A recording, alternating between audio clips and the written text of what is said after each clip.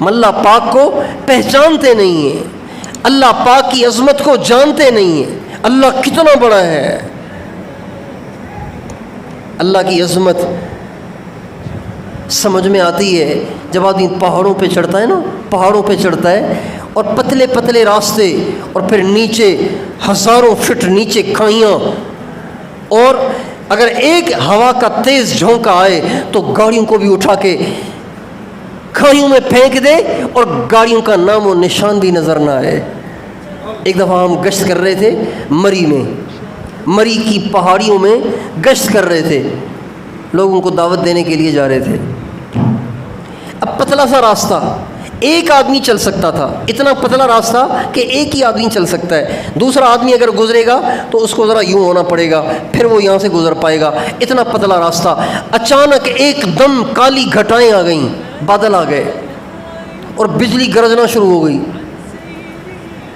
اب پہاڑوں پہ آپ کھڑے ہوں اور 2 قدم کا فاصلہ، 2 قدم کا راستہ ہو، نیچے ہزاروں فٹ کھاہیاں ہوں اور بجلیاں گرجنے لگ جائیں تو بتائیے کلیجہ منہ میں آئے گا کہ نہیں آئے گا؟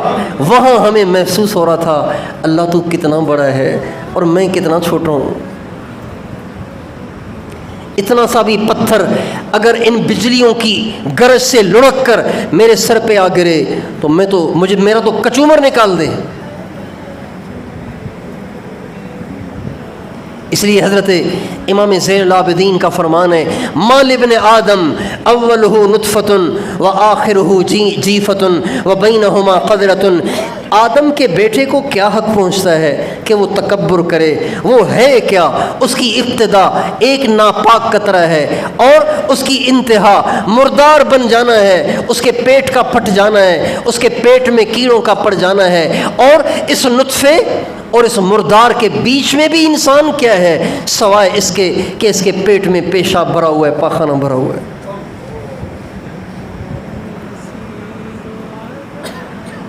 میرے بھائیوں، اللہ بہت بڑے ہیں، اللہ پاک سے بڑا کوئی ہے ہی نہیں۔ اللہ پاک اتنے بڑے اتنے بڑے اتنے بڑے کچھ نہ پوچھو۔ جیسے ہماری چھوٹائی کی کوئی حد نہیں، ایسے ہی اللہ پاک کی بڑائی کی کوئی حد نہیں۔ آج ہم اللہ کو پہچانتے نہیں ہیں، اس لیے اللہ کی نافرمانیاں کرتے ہیں، اللہ سے بدتمیزیاں کرتے ہیں، اللہ کی بے ادبیاں کرتے ہیں، اللہ کے فیصلے پہ اعتراض کرتے ہیں، اللہ کے فیصلے پہ بے صبری کرتے ہیں، اللہ کی نعمتوں کی کے باوجود اس کی ناشکری کرتے ہیں، اس لیے کہ اس کو پہچانتے نہیں ہیں۔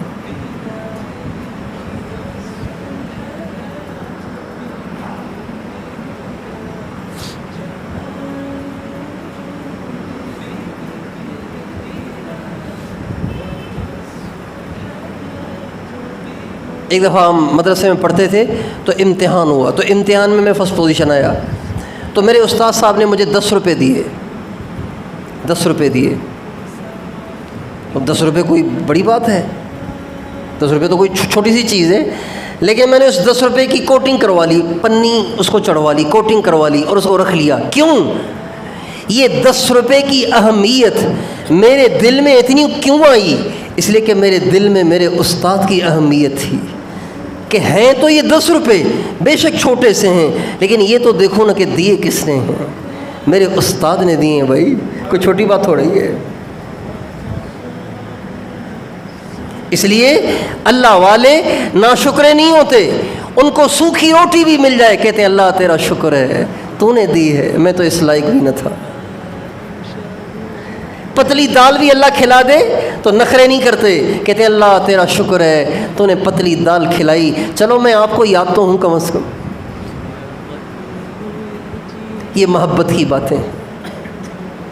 ہمارے استاد محترم حضرت مولانا جمشید صاحب نور اللہ مرقدہ اعلی اللہ مراتبہ، اللہ ان کے درجات کو بلند کرے، اللہ ان کو کروٹ کروٹ راحت دے۔ وہ ہمیں قصہ سنایا کرتے تھے، لیلا کا قصہ۔ لیلا اور مجنوں کی محبت مشہور ہے، ناجائز محبت تھی لیکن چونکہ بہت زیادہ تھی اس لیے عام ہو گئی، مشہور ہو گئی۔ محبت ناجائز تھی لیکن چونکہ شدید تھی اس لیے ضرب المثل بن گئی۔ تو مولانا جمشید صاحب سناتے تھے، قصہ سناتے تھے، لیکن وہ قصہ سناتے تھے اشعار میں، ہے قصہ لیکن سناتے تھے اشعار میں۔ تو وہ فرماتے تھے کہ مجنوں کو لیلا کو دیکھنے کا بڑا شوق تھا۔ لیلا بڑے آدمی کی بیٹی تھی، یہ بیچارہ فقیر آدمی تھا، کہیں نظر پڑ گئی تھی، دل دے بیٹھا، پاگل ہو گیا، عاشق ہو گیا، لیکن اب دیکھنا اس کو آسان نہیں تھا، بڑے آدمی کی بیٹی تھی، اس کو کیسے دیکھے؟ کسی نے اس کو بتایا کہ لیلا جو ہے نا ایک مخصوص دن میں نکلتی ہے اور اس کے در پہ سوالی جمع ہوتے ہیں اور وہ سب کو پھر بھیک دیتی ہے۔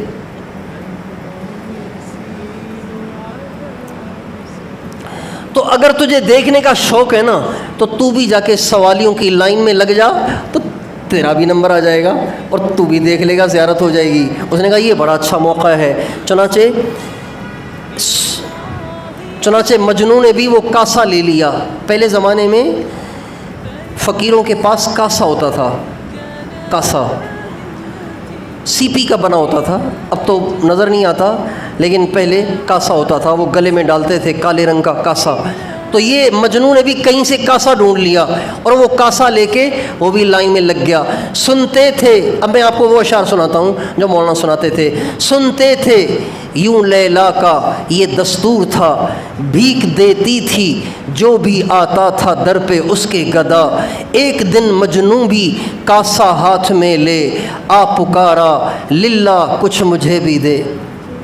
جب اس کے سر پہ اس کے در پہ سوالی آئے اور آ کے کہا اللہ کے واسطے کچھ دے جاؤ، تو جیسے دوسرے سوالی سوال کر رہے تھے ایسے ہی مجنوں بھی آ کے لائن میں لگ گیا، آ پکارا للہ اللہ کے واسطے کچھ مجھے بھی دے، آئی لیلا سب گداؤں کو دیا۔ لیلا آئی اور نمبر وار ہر ایک کے کاسے میں کچھ نہ کچھ ڈالتی چلی گئی۔ آئی لیلا سب گداؤں کو دیا، پھر ہاتھ سے مجنوں کا کاسا لے لیا۔ جب لیلا آئی اس نے سارے سوالیوں کے کاسوں میں تھوڑا تھوڑا بھیک ڈال دی، لیکن جب وہ سارے بھیک مانگنے والے بھیک مانگ کے فارغ ہو گئے اور لیلا اور مجنوں کی باری آئی تو مجنوں کے ساتھ اس کا معاملہ ذرا مختلف ہوا۔ وہ یہ ہوا کہ جب مجنوں کا نمبر آیا تو اس کے کاسے میں ڈالنے کی بجائے جو کاسا وہ لے کر آیا تھا وہ کاسا ہی اسے چھین لیا۔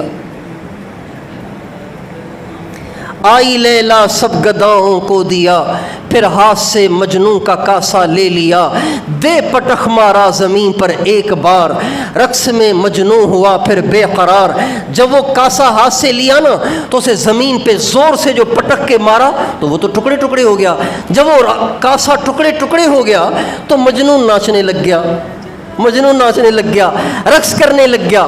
بولا ان میں سے کہ اے مجنون خام، رقص کا کیا تھا بھلا اس جا مقام۔ لوگوں نے پوچھا یار تو پاگل تو نہیں ہے، اوروں کو تو بھیک ملی ہے، تجھے بھیک بھی نہیں ملی، تیرا پیالہ بھی توڑ دیا اور تو ناچ رہا ہے، رقص کا کیا تھا بھلا اس جا مقام۔ بولا مجنوں تم میں کوئی عاشق نہیں۔ مجنوں نے کہا او بھائی تم جو اعتراض کر رہے ہو نا، تم جو مجھ سے پوچھ رہے ہو کہ ناچ کیوں رہے ہو، تو میں تمہیں بتاؤں بات یہ ہے کہ تم نے عشق کا سبق پڑھا ہی نہیں ہے، تمہیں پتہ ہی نہیں کہ عشق کیسے ہوتا ہے۔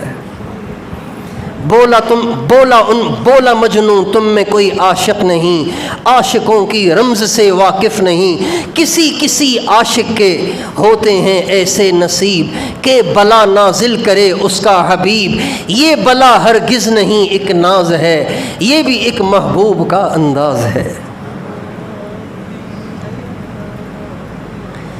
جو اللہ سے واقف ہیں، جو اللہ کو جانتے ہیں، جو اللہ کو پہچانتے ہیں، جن کے دل میں اللہ پاک کی محبت کی آگ لگی ہوئی ہے، اللہ پاک کی محبت کا نور رکھتے ہیں، معرفت کا نور رکھتے ہیں، تو وہ اللہ پاک کی بھیجی ہوئی پریشانیوں پہ بھی خوش ہوتے ہیں۔ بیماری آ جائے تو روتے نہیں ہیں، کہتے اللہ تیرا شکر ہے